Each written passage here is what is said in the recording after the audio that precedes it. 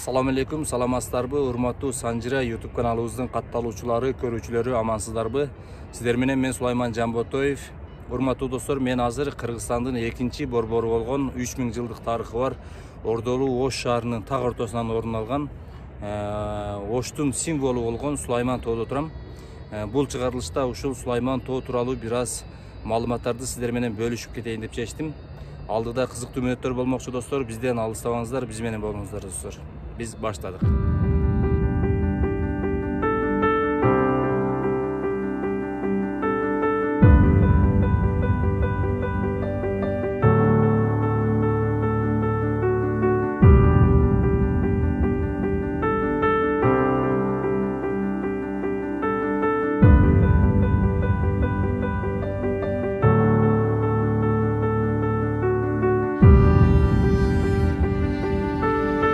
Ош шаарыбыз достор өнүгүү өсүү жолунда турган мезгил. Ал эми ошол Ош шаарынын так ортосунан орун алган Сулайман тоосу. Бул тоо тууралуу ушул чыгарылышта сиздер менен билген, уккан маалыматтарыбызды бөлүшөлү деп чечтик достор. Бизге чейинки улуу муундар, аксакалдардын, аалымдардын, акылмандардын, жазма булактардын жана ошондой эле ушул Сулайман тоонун өзүнүн Википедиясындагы маалыматтарга таянып, эл оозундагы уламыштарга таянып, бир аз маалыматтарды сиздер менен бөлүшөбүз достор. Бул Сулайман тоо эмне үчүн Сулайман тоо деп аталып калган, жана бул тоодо кимдер басып өткөн, кимдердин издери калган, ошолор тууралуу бир аз сөз болмокчу достор, бизден алыстабаңыздар.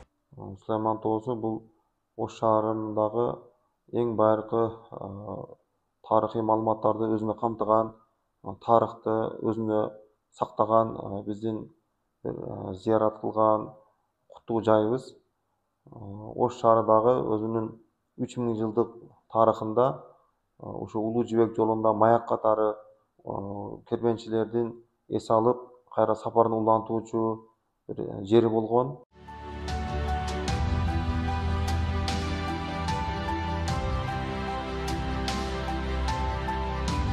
Süleyman Toğluoğlu muzeyga keldik.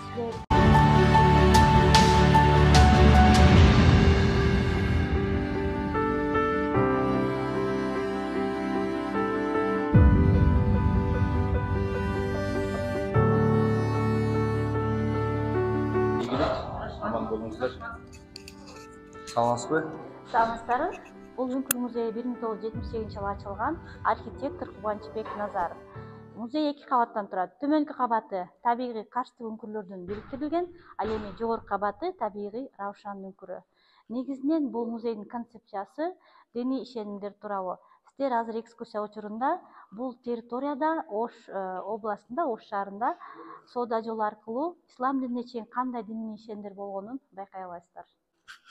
Бул биринчи зал байыркы диний ишенимдердин бири Зороастризм динине арналган залбыз.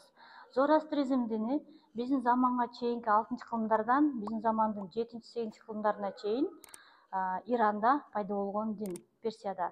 Негиздөөчүсү Заратуштра же Зороастр деп аталган. Бул дин Кыргызстандын түштүк регионуна, Орто Азияга, Фергана өрөөнүнө соода жолу аркылуу тараган. Карабулак көрүстөнү. Баткен областында Карабулак айылынын көрүстөнү изилденген. 1954-59 жылдары археолог Юрий Барыжин тарабынан 140 ачылган. Биз бул жерде көмү традициясын көрүп турабыз, салтын. Эгерде адам өтүп кетсе, анын сөөгүн табытка, жыгач табытка же тактайчага салып, ошондой эле буюмдары коштолгон. Эркек кишилерге таандык изилдөө учурунда алардын жаасы, кинжалдары, октору жана башка буюмдары табылган. Ал эми аялдардын көрүстөнүнөн зер буюмдары, күмүштөн жасалган буюмдар жана индеде жасалган туткалуу күзгү колодон жасалган жана жибек кездеменин үлгүсү табылган. Сулайман тоонун макетин көрүп турабыз. Бул макеттин жардамы менен маалымат айтып берейин. Сулайман тоо Фергана өрөөнүндө Кичи Алай тоо кыркаларынын этегинде Сейгашып, Керметөө жана Айырмаш тоолордун үзүлгөн абалда бир бөлүгү болуп саналат. Тоонун узундугу 2 километрге жакын, туурасы 450-дөн 800 метрге чейин. 5 чокусу бар, ар бир чокунун аталыштары бар. Ал эми бул Үңкүр музей 3-чү чокуда жайгашкан. 3-чү залыбыз ислам динине арналган зал. Ислам дини Кыргызстанда 8-нчи кылымдардан баштап жайылтыла баштаган. Караханттер доорунан баштап кабыл алына баштаган. Силер көрүп турган кумгандар, чакалар жерден жасалган. Булардын бардыгы 19-чу кылымдарда пайдаланыла баштаган. Негизинен кумгандарды даарат алыш үчүн пайдаланган. Ал эми бул эшиктер 16-чы кылымдын экинчи жарымында салынган Рабат Абдуллахан мечитинин эшиктери. Бул мечит кезинде мечит медресе болуп турган. Балдар мында арабча жазууну, окууну үйрөнүп турушкан. Бул жактан, мына жакынан тартып койсоң болот. Араб тамгалары менен Мухаммед деп жазылган. Бул медресенин ичинде атайын молдолор, имамдар отуруу үчүн жай, минбар деп коет. Мында болсо 19-чу кылымдагы молдолордун биринин чепкени, төө чепкен жана пайдаланган жай намазы кумганы. Нака, столдун үстүндөгү.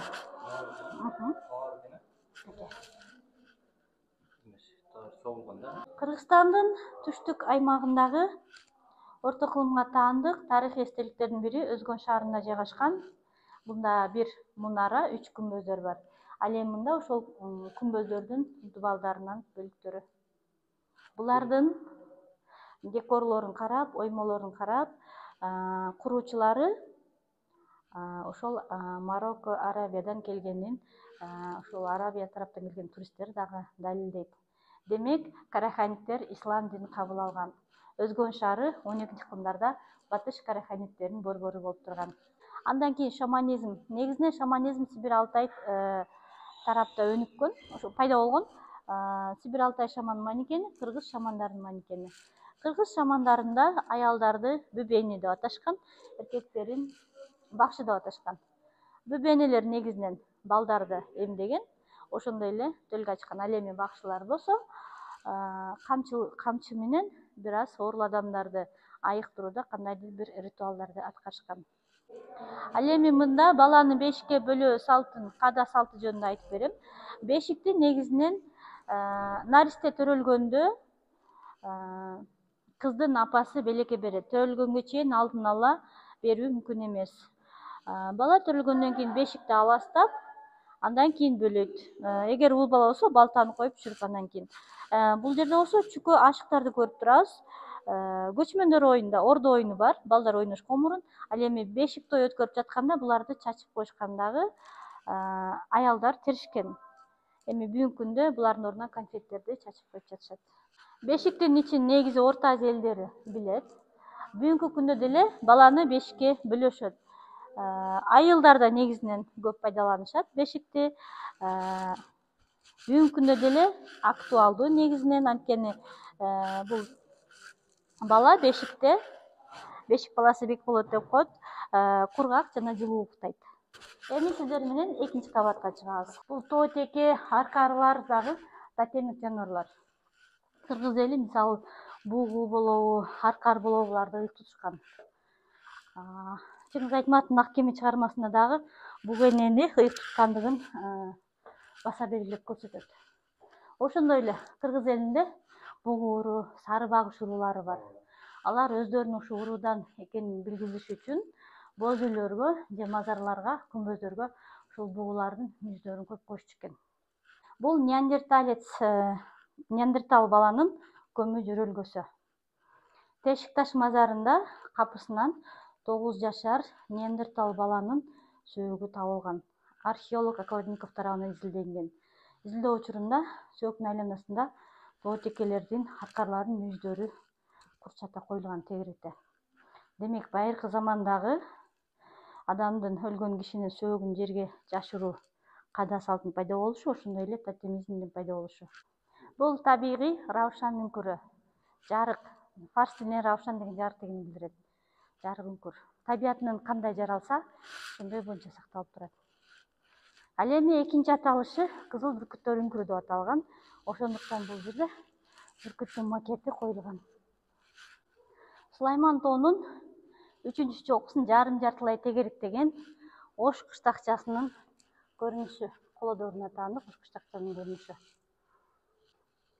Бул Үңкүр музейге жол салынып жатканда капысынан карапай идиштин сыныктары, бөлүктөрү табылган. Аларды археологдор изилдеп, бул боорунда 3 жыл изилденген Сулайман тоонун боорунда ушундай кыштакча болгонун аныкташкан. Чуст маданияты негизи үйлөрдүн ичинде оролору болгон. Ал оролору үңкүрчө 1 тоннага жакын мисалы дан сакташкан жана жыгач отундарын сакташкан. Бул жерде мына сиздер көрүп турган витринадагы карапай идиштер, таш эмгек куралдары жана андан сырткары жыгач көмүр табылган. Ошол жыгач көмүрдүн анализи 3000 жыл деп аныкталып, ошол анализдин негизинде 2-жылы Оштун 3000 жылдыгы белгиленген. Биринчи кабатта биз эшигин көрдүк бул мечиттин. Ошондой эле Бабурдун өжөрөсү же Такты Сулайман мечити же Ак үй деп аталат. Ошондой эле петроглифтер. Ушул тарыхый эстеликтер менен Сулайман тоо 2009-жылы дүйнөлүк ЮНЕСКОго дүйнөлүк мурастар объектисине катталган. Анткени ушул эстеликтер менен мисалы бүгүнкү күндө дагы эле аткарылып жаткан культтук жайлардагы зыяратчылар үчүн ритуалдык жайлар дагы эле актуалдуу. Ушул байыркы көрүнүшүн, тарыхый эстеликтерди биз жаңы муунга, жаш муунга ушул боюнча сактап беришибиз керек.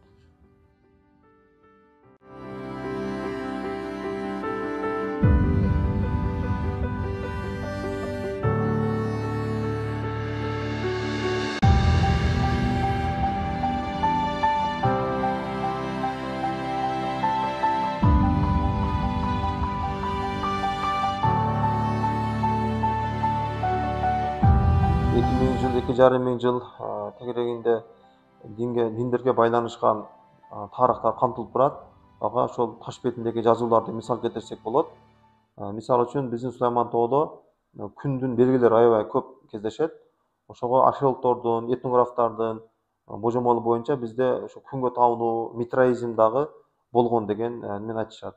Андан сырткары ошо зороастризмдин белгилери дагы бизде айтылат, бирок массалык түрдө болгон эмес.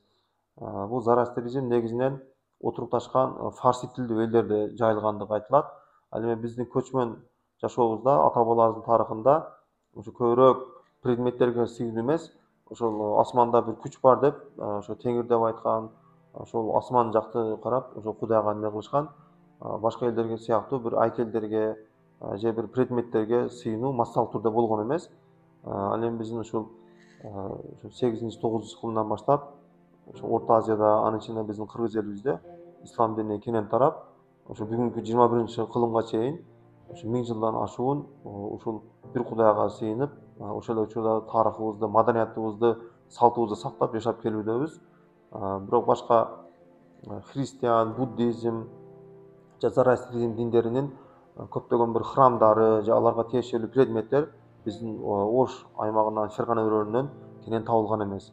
Эми Сулайман тоодогу мына белгилерди түшүрүлгөндө бүгүнкү күндө да көрүп атабыз. Чет өлкөдөн келген айрым жарандар же өзүнүн жарандарын деле ташка чийип коюп атат. Мүмкүн ошол мезгилде деле ошо жибек жолу аркылуу келген ар түрдүү дин өкүлдөрү ушул Сулайман тоого күндүн жана тоо текесинин жыландардын сүрөттөрүн чийип коюшкан. Биз ошол менен биз бардык элдер жапырт ушундай дин менен сыйынган деп айта албайбыз, себеби алардын ибадатканасы болуш керек. Же сөөк көмүү жөрөлгөсүндө сөөктөрдү өрттөгөн же сөөктөрдү эме кылган жерлердин издери табылыш керек. Бизде азырынча андай эмелер таба элек. Бирок Кыргызстандын түндүк аймагында Чүй өрөөнүндө, мисалы Красная речка деген жердеги эстеликтерде Будданын храмдары, айкелдери табылган, жана христиандын чиркөөлөрүнүн ордулары дагы табылган. Бирок Фергана өрөөнүндө азырынча башка дүйнөлүк диндердин эстеликтери өтө аз табылган деп айтсак болот. Музейден чыктык достор. Аз да болсо кыскача сиздерге түшүндүрүп бергенге аракет кылды. Жакшы, бирок ошол тарыхый мурастар сакталып калгандыгы өтө жакшы. Сулайман тоону бул жагы музейге кирдим. Анан бир сыйра могул жанагы Бешикташ, Белташ деген жерлерге жетип калдым азыр. Анан азыр Бешикташты көргөзөм. Эми ушундай түшүнүк болгон да 19-кылымдан тартып көпчүлүк основной мына бул Орто Азия, Тажикстан, Өзбекстан, Казакстан, Кыргызстандын өзүнөн ушундай адамдар келип өтө көп басымдуулук менен ушул жерге зыяратка келген. Эмне үчүн? Ислам дини кенен тараган эмес ал убакта. Ислам дини бир аз азыраак болгон да, эми элде түшүнүк азыраак болгон. Ушул Сулайман тоого келип 3 жолу эс алган эмес, зыярат кылган адам бир жолу Меккеге барып зыярат кылган менен барабар деген түшүнүк болгон. Ошол себептен бул жака ошончолук адам көп келген, баягы бел ооруган, пут ооруган, кол ооругандар келип ушул жерге баягы таштарга сыйынып турушкан. Андан сырткары балалуу болбогондор дагы келген. Ошондой. Түшүнүк ошондой болгон. Сулайман тоонун касиети бар экен, айыгат экен деген неме болгон. Бирок ким айыгып кеткен, не болгон, аны эч ким бирок эми туңгуюк. Анан азыр 21-кылымда ислам дини кенен тарагандыктан элде түшүнүк бир башкача. Бул жерге келип тоого чыгып, мына тоого чыга турган эми айылда деле тоого чыксаң болот, бирок мындай шарт жок. Тепкичтер менен чыгып, анан бул жакта музей бар. Музейди көрүшөт. Музейдин ичинде ушул Кыргызстандын түштүк тарабындагы, андан сырткары Сулайман тоодогу бир аз тарыхый мурастар, жалпы эле Орто Азиядагы болгон окуялар тууралуу бир аз маалыматтар ошол музейдин ичинде бар. Биз азыр аны кирип көрүп чыктык. Азыр элде түшүнүк такыр башка. Ушул мына шарты бар. Музейге кирип көрөт, андан чыгып туруп мына тепкичтер менен ушул тоонун үстүнө чыгат дагы. Мына бул ошту үстүртөн карайт. Таза аба менен дем алат. Себеби шаардын ичине түшсөң, техника көп, тамак жасаган жайлар көп, бир аба, таза аба деген нерсе жок да. Аны моюнга алыш керек. Ушул тоого чыгып эс алат. Бул жердин өзгөчөлүгү ошол. Анан көпчүлүгү ошол мен жанагы айткандай ислам дини кенен тарагандыктан ташка сыйынуу деген нерсе жок азыр. Анча-мынча эски адамдардан же бир эски түшүнүктөр менен калып кеткен бирөөлөр болбосо эле келип туруп жанагы жерлерден сыйынып азыр адамдар ошондой. Анан мына Бабурдун хужурасында, азыркы мечит деп коебуз го, ал жерге дагы барам. Бабурдун хужурасына келип туруп өтүп кеткен ата бабанын арбагына багыштап Куран окуп, ошол жерде молдокелер бар, аларга Куран окуп туруп кетишет. Ал жагы туура, макул. Бул Сулайман тоодо буга чейин айтып өткөндөй үңкүрлөр, анан касиеттүү жерлер, ошондой бир эмелер болгон деп сүрөттөп айтып жазып бири-бирибизден ошондой уламышсымал кылып угуп ушинтип келгенбиз да. 21-кылымга чейин эле почти 21-кылымга чейин ошондой нерселерге күбө болгонбуз. Азыр монтип студенттер, окуучулар бүт алыс жактан, жакын жерден, Оштун өзүнөн, чет жактардан келип эс алып монтип кетишет. Бирок ушул жаштарга дагы бир эскертип айтып кетерим, мындай таштарга жазып, тарыхый нерсени кылбай элечи, мусор таштап, башка нерсе кылып, мындай тарыхка анча деле маани бербей. Бул жерде ошол биз пайгамбарлар болгон, ата бабалардын бул жерде көрүстөнү бар. Ата бабалар коюлган, пайгамбарлар болгон, анан баатырлар, хандар болгон. Ошол буга чейинки уккан уламыштардын баардыгына азыркы жаштар эч ким билбейт, түшүнбөйт. Окуган эмес, уккан дагы эмес. Укса дагы аларга кызыксыз болуп калды да. Алардан сураныч, ушул жаштардан өтүнүч, ошол азыр эч кайсыл дүйнө жүзү боюнча Ош шаардын ортосунда мындай тоо, анан бир алла тарыхый музейи, тарыхый мурастар сакталган бир музейи бар, тоолор эч жерде жок. Бир гана дүйнө жүзү боюнча Ош, Кыргызстанда, Ош шаарында гана. Ушул жерде бизден бир аз болсо дагы, бир 30% болсо дагы Кыргыздын 30%га деле жетпесе керек, тарыхый мурастар сакталган, жазылган. Аны эртеден кечке ошол жерде кызматкерлерибиз айтып, түшүндүрүп берип атышат. Ошондой нерселерди эстен чыгарбай, тарыхка бир аз кайрылып, тарыхты окуп турсак жакшы. Себеби келечегибизге жеңил болот да. Баягы тарыхын билбеген эл келечегин түзө албайт деп коет го. Ошондой достор. Сулайман Тоо тууралуу ушундай. Анан эмне үчүн Сулайман Тоо деп аталып калган деген суроого дагы бир жооп мен укканымды айтып кетейин. Жанагы Намангандан келген жанагы биздин бул жерде жолугуп калдым бир аксакалга. Ошол кишиге бизге ушундай түшүндүргөн Сулайман Тоо тууралуу айтып берген адам жок болуп атат. Кимден сурашыбызды билбей дегенин мен дагы өзүм билгеним кыскача айтып бердим. Эми түшүндүбү, түшүнбөдүбү? Ошондой. Ошондо мен толук сиздерге айтып берейин бир окуяны. Сулайман Тоосу Сулайман пайгамбардын атына байланып калган. Байланган. Сулайман пайгамбарды бардыгыбыз эле билебиз.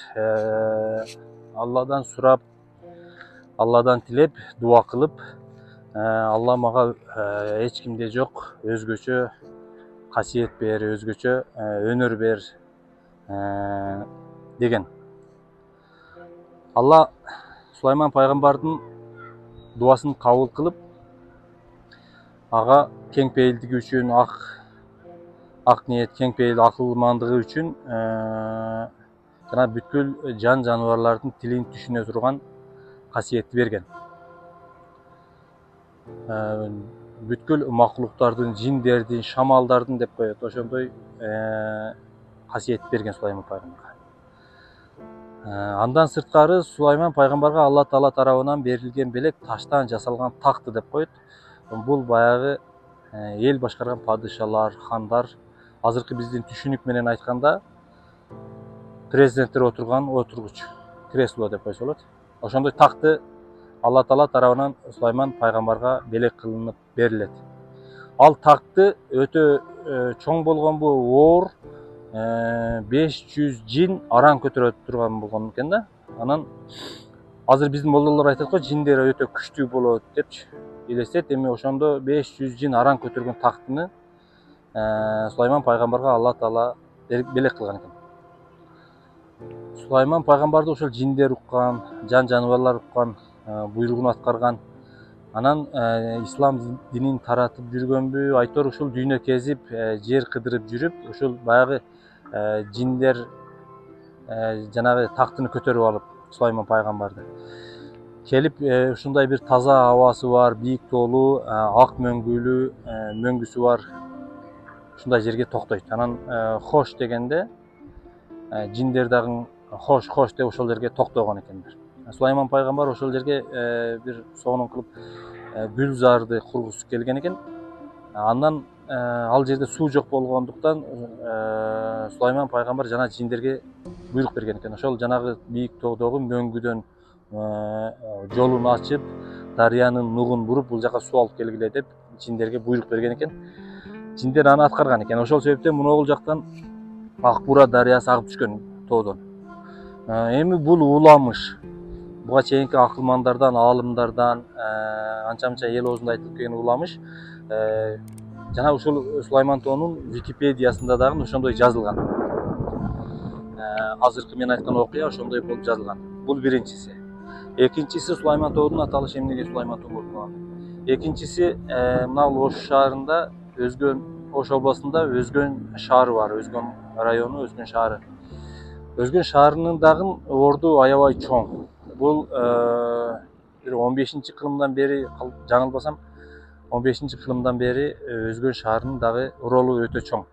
Ар бир каганаттын, кандын тушунда Өзгөн шаарында ошол кол өнөрчүлүк, дыйканчылык, ал эми соода саттык менен ушундай эмгектенген. Анан жибек жолундагы Фергана өрөөнү, бул жагы түштүк Казакстан, ушундай жактарды жибек жолун байланыштырган шаар деп атап келишет. Ошол Өзгөн шаарынын каганатынын вазири болгон экен. Ал вазирдин аты дагы Сулайман болгон экен. Ошол Сулайман вазир дагы келип, жайкысын ушул мына тоого келип туруп, жайкысын ушул жерди азыркы сөз менен айтканда резиденцияга айландырган экен. Эс алып, ушул жердеги жергиликтүү тургундар, жашоочулар келип туруп эс алып турушкан экен.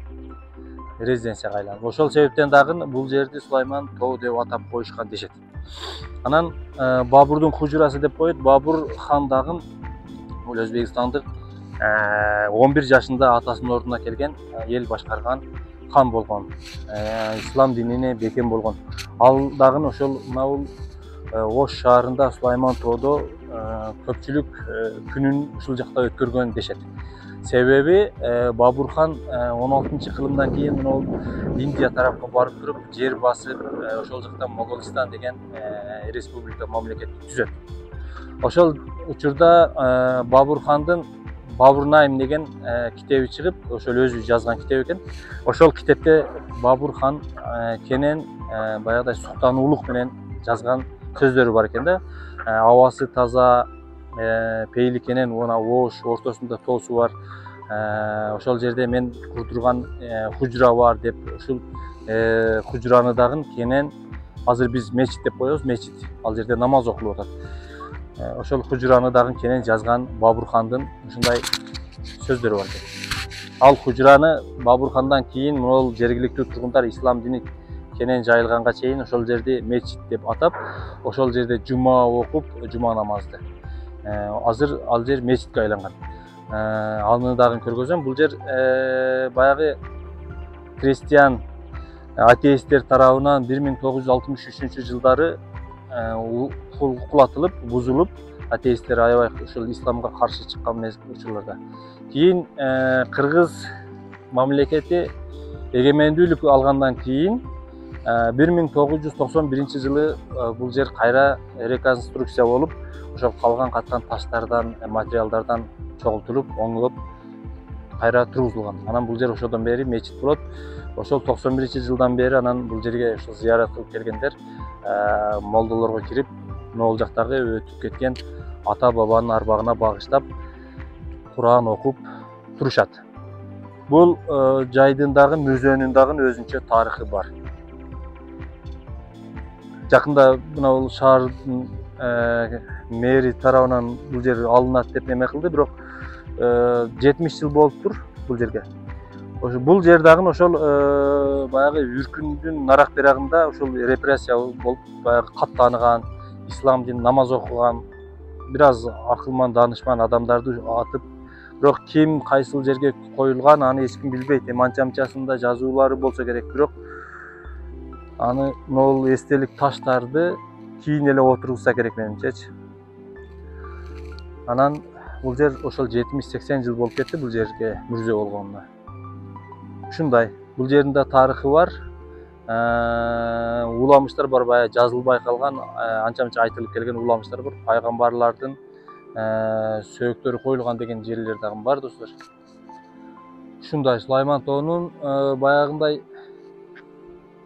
кыдырып, анан билген адамдар менен баягыдай баарлашып сурасаң, бул жердин тарыхы өтө кенен, өтө терең. Ушундай, достор. Азыр жанагы бел таш беле, бешик таш балалуу болбогондор келип тартынган жерлерди, анан нары жакта Аятал Курсунун үзүндүсү жазылган деген үңкүр китепчелерди бир катар силерге көргөзгөнгө аракет кылып берем. Ал жерге эми ошол буга чейинки ислам дини кенен жайылганга чейин баарында ошондой ишеничтер болгон. Балалуу болобуз, ооруларыбыз айыгат депчи таштарга ушундай сыйынган экендер да. Азыр андай түшүнүк жок, андай түшүнүк болсо дагы аз. Жана зороастризм деген дин болгон деп атышпайбы? Ошол эмне себептен антип атышат дегендерге бир булар дагы ушундай эмеден алганда мындай таштар күйүп карарып кеткендери бар. Зороастризм диндегилер ошол таштарга баягы бир жылда бир жолу чогулуп өздөрүнүн динин жанагындай майрамдаганбы айтор, ушул сыйынышып, от жагышып, ошенткен мына Сулайман тоонун көпчүлүк жерлеринде ушундай от жагылган жерлер аябай көп да, мына карарып кеткен. Ошол себептен зороастризм дини дагы бул жерде жашаган деп келишет.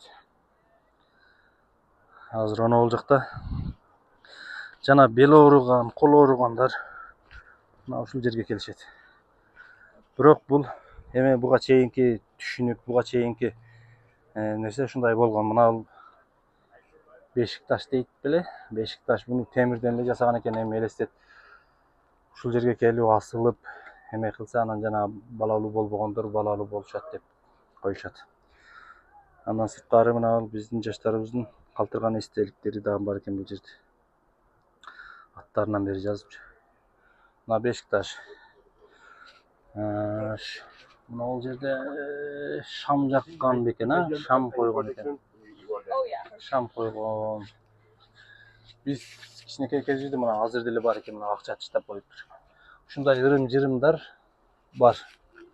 Бул эми өттү кетти, буга чейин биздин ислам дини кенен тараганга чейин ушундай түшүнүктөр болгон. Бирок азыр ислам дини кенен тарады, бардыгы билет, ташка сыйынуу, ташка нерсе кылыштын кажети жок. Бир Алладан башка эме кылбайт. Ассаламу алейкум. Кол таш дегени бар беле, кайсы жерде экен? Намаз окуп атасыңар буякта? Кирейин дедим эле да мен.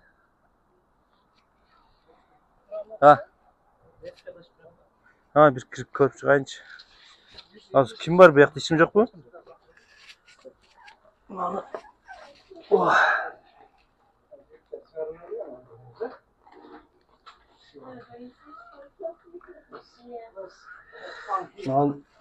Канчалаган адамдар канча жылдан бери кире берип достор. Таштарчы. Таштар вообще жеп-жим болуп. Аспайтырлар аякта очок кылыптыр. Фонарь чендирип алабыз. Очок. Мына ол жака дагы бирөө кирип кеткен. Кайсы жерге чейин барган экен? Ушундай экен. Буякта не бар экен? Таштар бар. Жанагы 3 метрлик адам сойлоп кирет деген жер ушундай окшойт. Бул өңкүр ушундай экен. Сиздер каяктан келдиңиздер? Биз Карасудан келдик. Биринчи жолу келип кирип атасыздарбы? Көп жыл болду келбегенде. Балдарыма биринчи жолу алып келдим. Булар Америкада чоңоюшту да. Булар мындай жерде. Ошого англисче сүйлөп аткан турбайбы булар? Инстаграмдагы инста-блогер байкебиз. Бул жака бала чакасы менен келип, зияратка келип, ушуну эс алып жүргөн экен, ошто үстүктөн карап. Кандай болуп атат? Ассаламу алейкум. Бул каналдын катталуучулары, мен өзүм аты-жөнүм Элдияр Нышанов. Кара Суу районунда төрөлүп өскөн, 20 жылдан бери сырттан миграцияда жүрөбүз. Окунуп, чокунуп, дүйнөнүн булуң бурчунун көп эле жерин кыдырдык. Ошол үй-бүлөбүз менен 20 жылдан бери Германияда, Америкада ошол жакта жашап келдик. Азыр балдарыма ушул өзүбүздүн табигый сонун тарыхый жерлерди көрсөтүп, ушуларды үйрөтөйүн, өзүбүздүн үрп адаттарыбызды, ушул өзүбүздүн сонун болгон, мындай колориттүү болгон маданиятыбызды көрсөтүп, үйрөтүп, биз жаштыгыбызда кандай бизге үйрөткөн болсо ошону үйрөтүп, жаш муунга өткөрүп бергенге биздин милдетибиз. Ошого балдарымды ушул жака алып келип, ушул жакта үрп адаттарын үйрөтүп, бири-биринде биздики адамдык качество деп коет го кыргыздардыкы, аябай сонунда ошону сыртта жүргөндөр унутуп калат экен да. Ошону ушул жакта жашатып, ушул жакта өстүрөйүн деген ой менен алып келип кайттык да. Өзүбүз тарых жагынан кызыгабыз, өзүбүздүн могу Сулайман тоонун тарыхый эмелерин, булактарын алсак, аябай бул уже 3000 жылдан өткөн тарыхы бар. Ушундай ыйык, сонун шаарыбыз бар. Ошолордун могу үңкүрлөрүн ушул жерлерге алып келип көрсөтүп, балдарыбызга айтып берип, кандай эмне бул жерде кызыктуу нерселерди көрсөтүп, үңкүрлөрдүн ичине кирип эмне кылышкан, кандай кылышкан, баягы Куран окутуп, ошолорду үйрөтүп жүрөбүз. Аябай кызыгып атат, жагып атат балдарыма буюрса. Бардык ошо сыртта жүргөн кыргыздарга айтмакчымын, балдарыбызга инвестиция кылалы, акча бардыгы табылат дегендей балдарга убагында илим-билимди көрсөтүп, өзүбүздүн салт санаабызды көрсөтсөк, алар ошону улап кеткенге чоң мүмкүнчүлүк болот да. Айтарым, убакытты бөлгүлө, балдарга алып келгиле, көрсөткүлө, колдон келсе жашаткыла. Сыртта көбүбүз өзүбүздүн улутубузду, тилибизди, динибизди унутуп бараткан момент ошого кайрылам баарына. Кайтчу убакыт келди, шаарыбыз эмес, өлкөбүз өнүгүүдө азыр. Келип ушул жака салымыбызды кошконго чакырам баарын. Сиз канча жылдан бери эмчип атасыз? Бир 15 жыл болуп калыптыр. Шаар өзгөрүш барбы, айырма бердиби? Шаарга айырма аябай чоң. Мен азыр үстүнө чыга электин, ар жагын көрө элекпиз. Бияктан келе атабыз. Уже байкадым, жакшы мындай. Аурасы жагат шаарыбыздын мондай. Сөз менен айта албай атам. Толкунданып турам. Жагып атат сону. Жаштыгыбызды эстеп атабыз. Мектеп кезде келип турчук да. Ошол. Рахмат. Сизге ийгилик, үйдөлүк аманчылык. Таштарда канчалаган адамдар аттарын жазып кетишкен. Жамчасы эстелик деп жазгандар болсо керек. 942-72 жылы жазылгандар дагы бар экен. Даталарын жазыптыр. Азыркылардын жазгандары самопал бүт эле. Замазка менен жазган. Бир жамгыр жааса өчөт.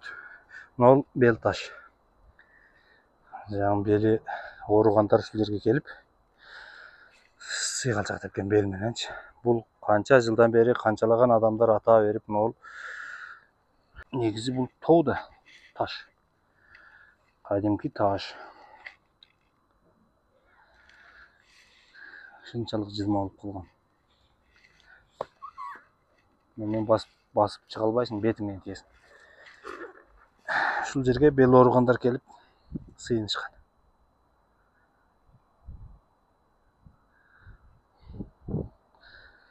Азыр деле сыйынгандар бар. Бирок ал туура эмес. Ташка сыйынган ширк деп коет, Кызыл булак дейт. Ушул мына хужура Бабурдун үйү делип калган. Андан кийин мына Оштун, Сулайман тоонун айланасындагы жергиликтүү элдерге мечит болуп, ушул жерде намаз окуп турушкан. Азыр бул жерде молдо бар. Анан келген туристтер, сырттан келген, мына өзүбүздөн келген элдерге Куран окуп берет. Ата бабанын арбагына багыштап. Анан 2010-жылдардан кийин салынды Сулайман тоо мечит. Ошол достор. Могул жагы музей. Сулайман тоонун музейи.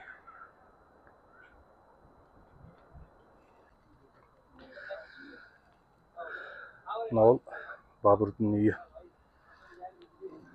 Ушул жерде чечебиз дагы. Бисмиллахиррахманиррахим деп туруп. Намаз окуган жер экен.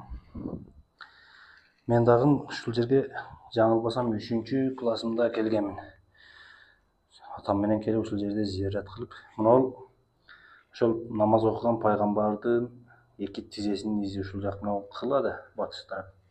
Кыбланы карап ушул жерде намаз окуган деп келинет. Анан бул ошол реконструкция болуп өзгөртүлүппү. Мына ошол 91-жылы кайрадан курулуп жасалган достор.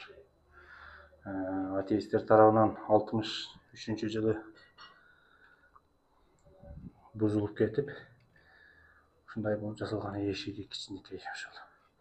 Бабур хан балким кичинекей кезинде курдурган бекен. Ошол Бабур хандын курулган үйүнүн сөлөкөтү кайра эле оңдолуп жасалган да. Анын эшиги ушундай кичинекей болгон. 1 элик болсо керек, 1,5 метр. Жай намаздар бар экен. Могул жерди ремонт кылып атат экен. Отургучтуу скамейканы жаңылап атат экен. Мына Бабурдун үйү. Күнгө чагылып калат экен. Сыртынан, үстүнөн тартып коебуз достор. Мына Бабурдун үйү. Желек Кыргызстаныбыздын байрагы темирге оролуп калыптыр. Чыгарганын жолу бар бекен? Же өзү чыгып кетеби шамалда? Азыр Сулайман тоонун чыгыш тарабы менен ылдыйга шаарга түшүп кетип атам. Бул жагы ушундай. Могул жакта көрүнөт экен. Жана Ош Сити ушул жака курулуп атат. Андан ары Достук тарап Өзбекстанга кирип кетесиң. Андан бир аз бул жака жүрсөң Кара Суу району. Андан дагы бир жак бул жака жүрсөң Өзгөн, дагы жүрсөң Алай, дагы бир аз жүрсөң Ноокат, Баткен, ушинтип мына Сулайман тоо Оштун ортосунда. Ушундай. Могул тепкичтер дагы мына чыгыш жагы, күн чыгыш жагы бир аз бийик, анан коркунучтуу жерлер дагы бар. Жаш балдар, кары картаңдар чыкканда абайлаш керек. Мундагы негизи сонун кылып, кеңейтип, түздөп, жакшынакай кылып, мына тепкичтерди оңдоп койсо жакшы. Мынаны карасаңар, сыйгалчак таштар да, могул жагы дагы ошондой. Анан достор, ушул видеобузду аягына чейин көргөн көрүүчүлөрүбүзгө терең ыраазычылык билдиребиз. Тарыхты эч качан унутпайлы, тарыхты ар дайым эстеп турушубуз керек. Мындай урналар бар. Таштандыларды, желим бөтөлкөлөрдү ошондой ыргытпай таштап бул жака салсак болот. Биздин карапайым элдин милдети ошол. Ушундай ата бабалардан калган мурас, тарыхый мурасыбызды бекем кармап, таза кармасак, биздин милдет ошол. Анан калган мындай курмайларыны, бузмайларыны ол мамлекет өзү билет. Видеобузду аягына чейин көргөн көрүүчүлөрүбүзгө ыраазычылык достор. Аман болуңуздар. Эгер видеобуз жаккан болсо, жакты деп далилдеп кетиңиздер. Сиздер менен мен Сулайман Жамботоев болдум достор. Аман болуңуздар. Bolup alыс аксам